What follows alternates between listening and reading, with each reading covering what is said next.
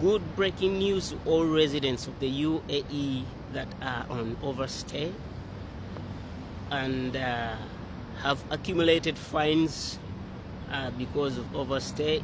It doesn't matter whether you have overstayed for 4 years, 3 years, 3 months.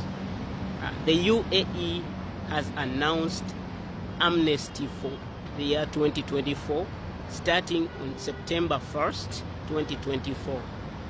Yes, chize eventually. You know, bobanga oli eyo oli mu UAE nga oyinazi overstay zifuse overstay bambi oli ku kaliwali ebbanga ddene. UAE government announcing amnesty. Mwegenda okuwavingira fines zo ezisangulewo zonna free of charge, of course. Obeere ng'osobola okufuluma odde ewaka nga tolina musango guteekeddwako yadde okuteekako bbaani yonna. Bw'oba oyagadde osigale. Amnesty eno egenda kutandika nga September nga 1 September guno omwaka 2024.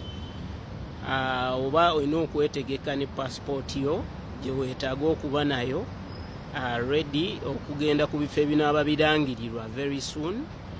Bya gavumenti kugenda weewandiise osobole okuba nga oganyulwa mu nkola eno.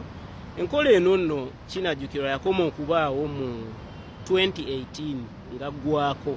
So literally ndoza kitwala kumpi emyaka 45 okubeerawo amnesty mu UAE okubanga basonyiwa abantu abatalina visa eziweddeko, abali bakadama, abali abadduka mu biyumba, abali ku absconding, fines zonna ne illegalities zonna eziri mu byogera byo zigenda kuba zigibwawo. This is a gesture that reflects compassion and tolerance that the UAE was built upon. Okitegeera mbagamba wano nda video yange nakola ne mbagamba UAE esinga America, UAE esinga Canada ne muwakana, naye nga bino bisanga UAE wokka. Omaze emyaka ena visa oli mu fines za mitwalo 5, 2, 3 bigenda kugibwako starting September 1st, 2024. That means omwezi ogujja nga 1. So uyona gy'oli mu all over UAE, Sharjah, Dubai, Abu Dhabi, it doesn't matter. State kiji wakoleramu visa yo, it doesn't matter.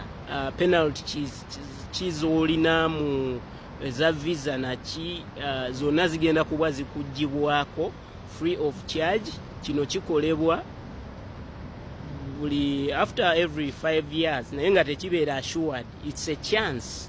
It's you know, once in a blue moon thing that happens. So adduka okwate chance eno ogikozese osobole okubanga either odde ewaka we yali yalemu okudda ewaka obanga renewinga stayo because bakuwaayo ebbanga yosobola okusigala nga weetereeza bwe liba liweddeko osobola okurenewinga normal visa yo oba nodde ewaka.